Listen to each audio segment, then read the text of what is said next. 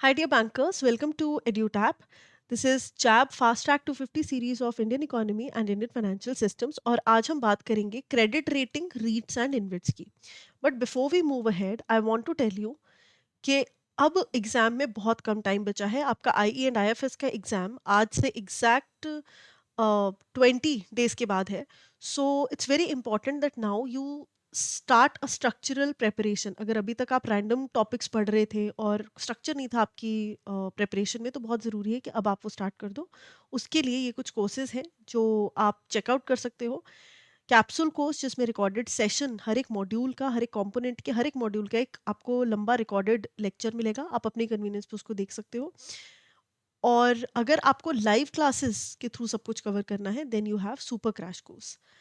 ये जो capsule course है, द रिकॉर्डेड वन, ये इंडिविजुअल कंपोनेंट्स के लिए भी अवेलेबल है. तो एग्जैक्टली क्या क्या फीचर्स है इस कोर्स के, उसके बारे में हम इस सेशन के एंड में बात करेंगे. तो अभी let's come back to a topic, credit rating.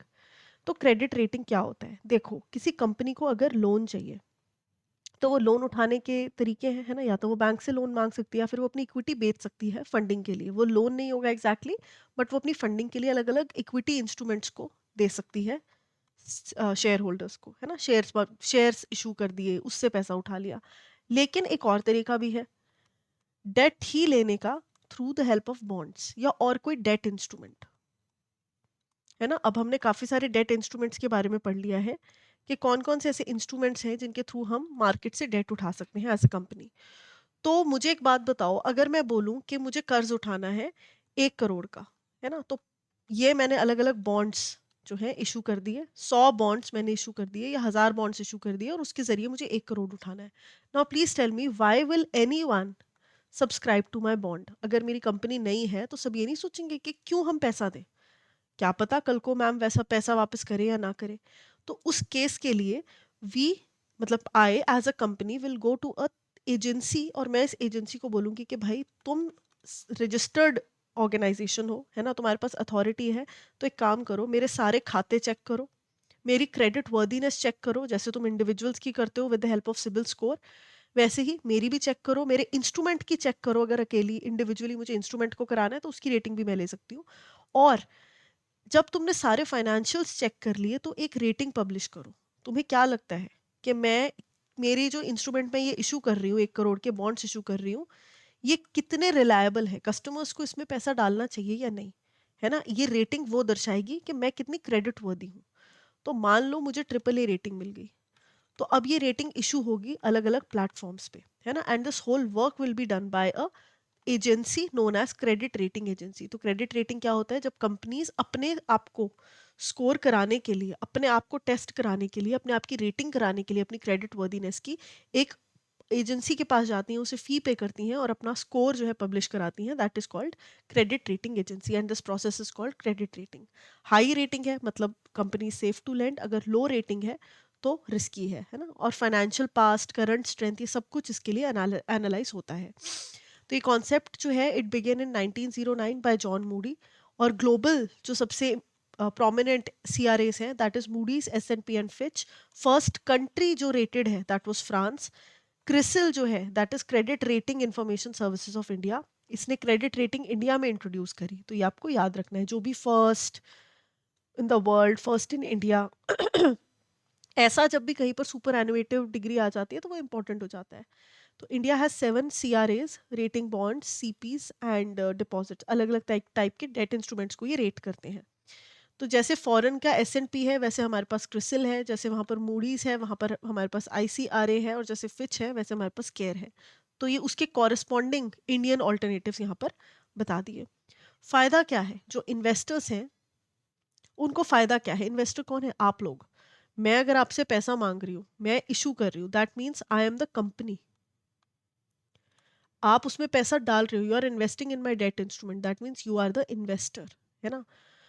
तो आप लोगों को तो ये मदद हो जाती है कि फ्री ऑफ कॉस्ट आप रेटिंग देख सकते हो कि किसी कंपनी में जिसमें आप पैसा लगाना चाहते हो, आपकी चॉइस बढ़ रही है ना, आपको मिल रही है चॉइस कि यार इसमें भी लगा सकते हैं. तो उसकी मॉनिटरिंग देख सकते हो, उसको मतलब देख प्रॉपर आप मॉनिटर कर सकते हो उसके फाइनेंशियल स्टेटस को. और रिस्क एनालाइज करके आपको एक एक्सपर्ट एजेंसी जो है वो दे देती है कि कितना रिस्क है इस इन्वेस्टमेंट में. तो आपके लिए नॉलेज जो इंक्रीज होती है, अवेयरनेस इंक्रीज होती है, that is the benefit. Issuers के लिए क्या बेनिफिट है? मेरे लिए ये बेनिफिट है एज अ कंपनी कि अब मैं बोरो कर पाऊंगी। अगर मेरी रेटिंग बहुत अच्छी आ गई तो it will attract investors for me. अगर मेरी बहुत छोटी कंपनी है तो उसकी विजिबिलिटी बढ़ेगी। जब वो 10 जगह पब्लिश होगी कि हाँ मेरी रेटिंग इतनी अच्छी है, तो मेरी विजिबिलिटी बढ़ेगी। रेटिंग अच्छी रखने के लिए मैं फाइनेंशियल डिसिप्लिन को फॉलो करूंगी और ट्रांसपेरेंट रहने की कोशिश करूंगी। तो ये सारे बेनिफिट्स हैं। Now this is the rating. ये 3 मेन ग्रुप्स में डिवाइड करी जाती है। Triple A, double A, triple B, इनको हाई इन्वेस्टमेंट ग्रेड कहा जाता है। Speculative and non investment grade है ये। इसमें आ गए तो मतलब रिस्क थोड़ा ज़्यादा है, और अगर प्लस और माइनस का साइन लग गया मतलब वो एक लेवल ऊपर या नीचे है। ठीक है, तो अगर मान लो डबल ए प्लस है, दैट मीन्स वो triple A and double A के बीच में है। डबल ए माइनस है मतलब वो डबल एंड ए के बीच में है।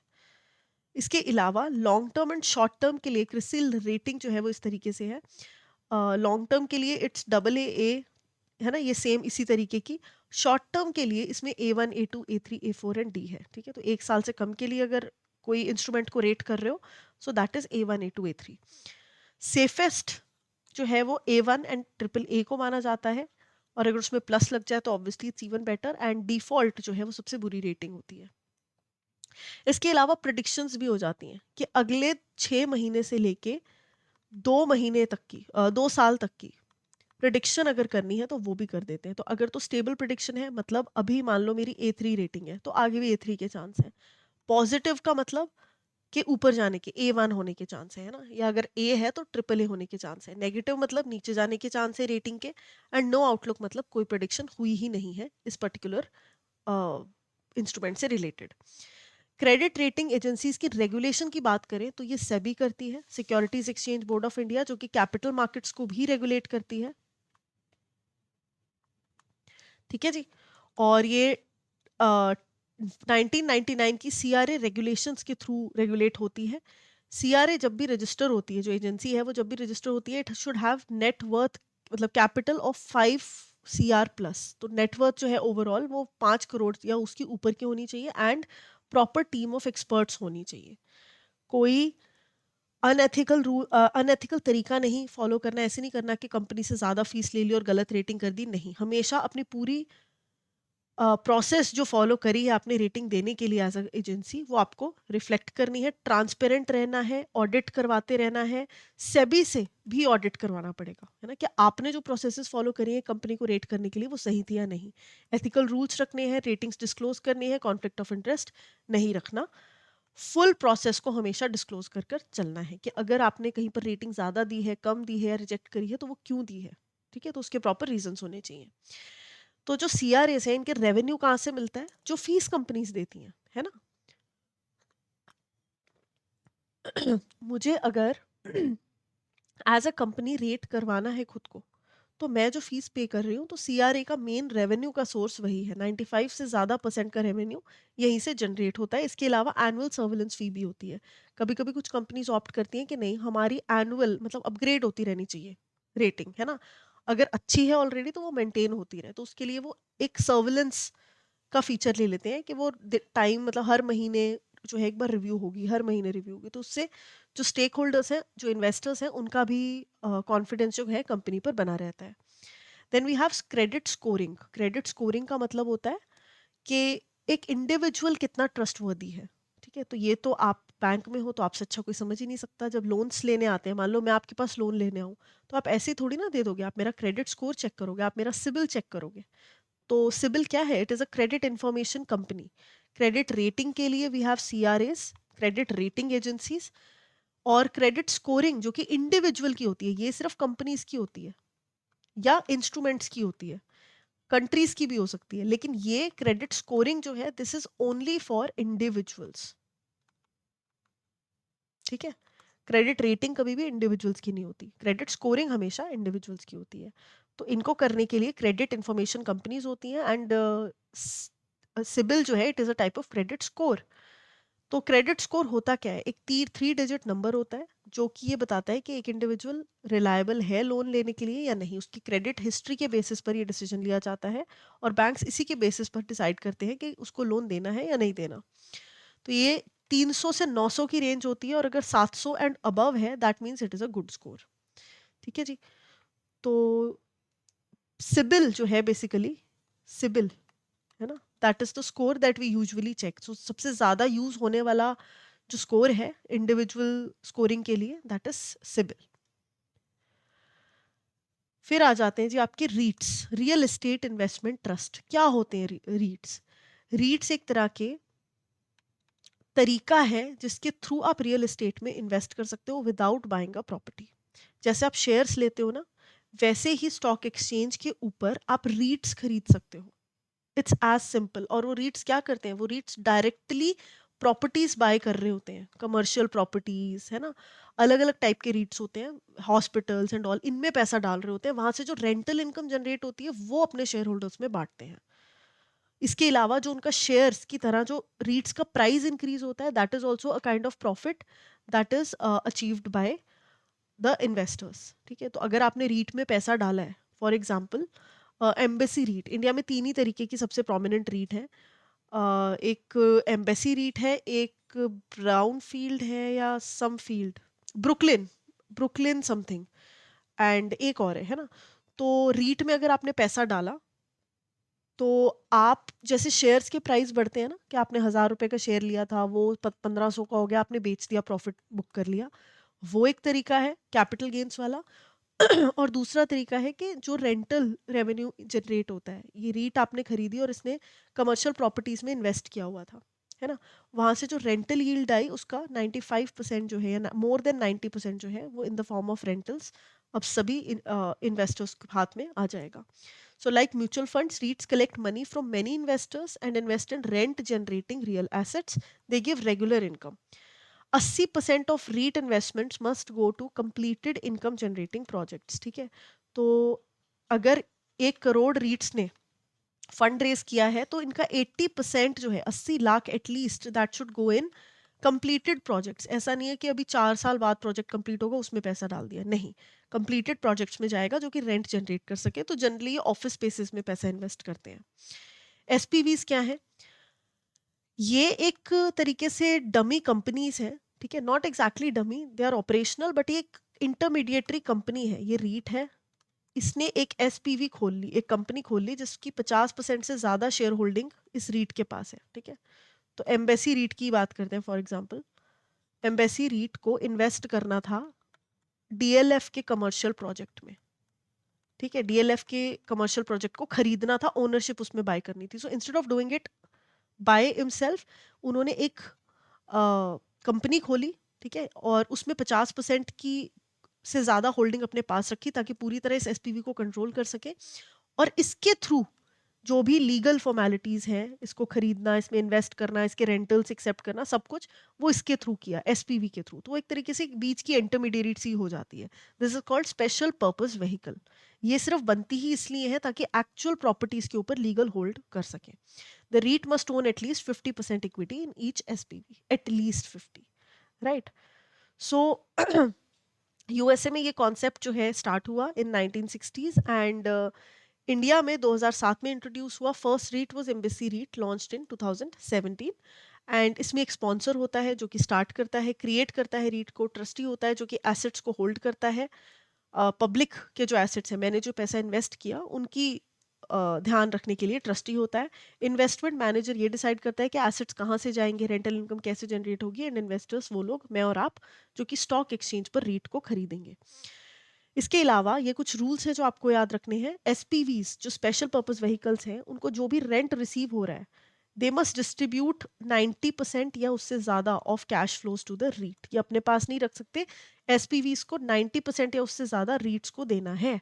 रीट्स मस्ट ऑल्सो डिस्ट्रीब्यूट 90% और more of its cash to unit holders. तो जो रेंट रिसीव हो रहा है वो हमें बांटना पड़ेगा 90% या उससे ज़्यादा।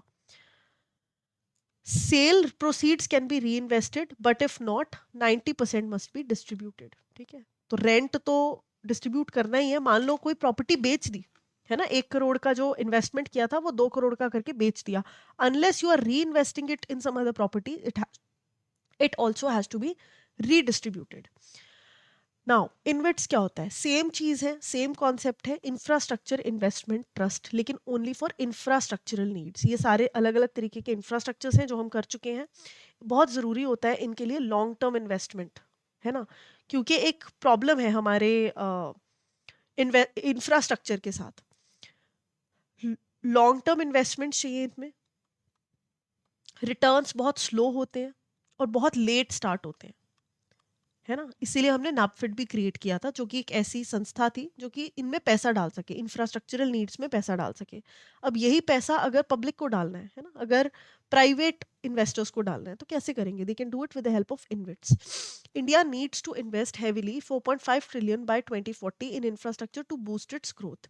इसीलिए नेशनल इंफ्रास्ट्रक्चर पाइपलाइन भी लॉन्च किया गया था। 100 lakh crore was announced for infrastructure over 5 years। तो इन्वेट्स इस फंडिंग को थोड़ा आसान बना देते हैं। InvITs are investment vehicles just like REITs that allow investors to pool money, invest in infrastructural projects। तो अब आप DLF की कमर्शियल प्रॉपर्टी में पैसा नहीं डाल रहे, अब आप रोड्स को बिल्ड करने में पैसा डाल रहे हो। दे offer stable predictable income, long term investors के लिए बहुत अच्छा है। और इंडिया में 2014 में ये स्टार्ट हुआ और इसको रेगुलेट करता है सेबी। अगेन इसमें भी स्पॉन्सर, ट्रस्टी एंड मैनेजर होता है। देखो, स्पॉन्सर हमने म्यूचुअल फंड्स में भी किया था, इंश्योरेंस फंड्स में भी किया था। स्पॉन्सर इज एनीवन जो कि स्टार्ट करता है बेसिकली प्रोजेक्ट को, है ना? कोई भी घड़ा है जिसमें आप पैसे डाल रहे हो, चाहे वो पेंशन का घड़ा है, चाहे वो आपके म्यूचुअल फंड का घड़ा है, चाहे वो इनविट्स का घड़ा है, ट्रस्ट जहां पर भी आ गया, वो ट्रस्ट जो इंसान फॉर्म करेगा दैट इज कॉल्ड स्पॉन्सर। सो इसमें मैक्सिमम 3 स्पॉन्सर्स हो सकते हैं जो कि इंफ्रास्ट्रक्चरल कंपनीज होती हैं जनरली, और उनको एटलीस्ट 15% स्टेक होल्ड करके रखना होता है for the 3 years after InvIT is formed. Trustee होता है जो कि पैसे को होल्ड करता है, जो इन्वेस्टर्स पैसा डाल रहे हैं उसका ख्याल रखता है, ठीक है, कि ट्रस्ट जो फॉर्म हुआ है वो टूटे ना, है ना? तो ये इमोशनल बात भी है और मटेरियलिस्टिक बात भी है कि जो ट्रस्ट फॉर्म हुआ है, जो फिजिकल ट्रस्ट भी फॉर्म हुआ है जिसमें पैसा गया है, it should not be used somewhere else other than what is proposed.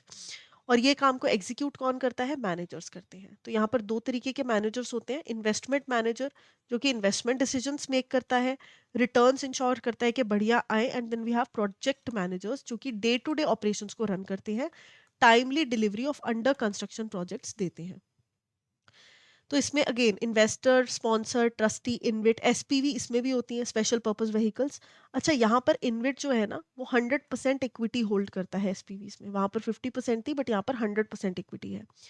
Project manager क्या करता है वो हम बात कर चुके हैं। क्यों सेटअप किए गए? क्योंकि as I told you long term projects हैं, लिमिटेड कैश होता है, expensive to build and operate होते हैं, इसीलिए फंड रेजिंग के लिए और इस चीज़ का बेनिफिट हो, जो इंफ्रास्ट्रक्चर बन रहा है उसने अगर लोन लिए हैं तो और ज़्यादा लोन ना लेने पड़े, फंडिंग इजीली हो जाए, प्रोजेक्ट्स एक्सपैंड कर सके, इन्हीं सब नीड्स के लिए इन्विट्स बने हैं। तो 8 एक्टिव इन्विट्स हैं अभी हमारे पास with 1.4 lakh crore of assets under management.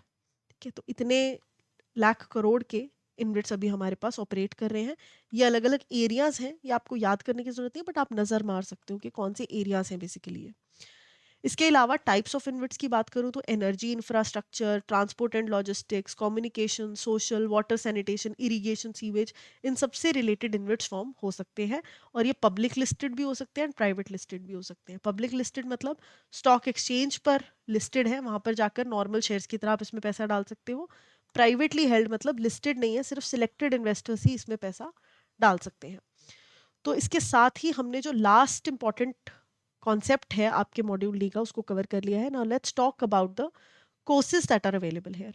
So you have bankers capsule course, जिसमें कि जैसे मैंने आपको बताया कि 4 आपके मॉड्यूल्स हैं हर एक कंपोनेंट में, है ना? आरबीडब्ल्यू में एक एक्स्ट्रा मॉड्यूल है, तो हर एक मॉड्यूल की आपको यहाँ पर वीडियो मिल जाएगी, 5 घंटे, 6 घंटे, 10 घंटे, वो आपको देखनी है।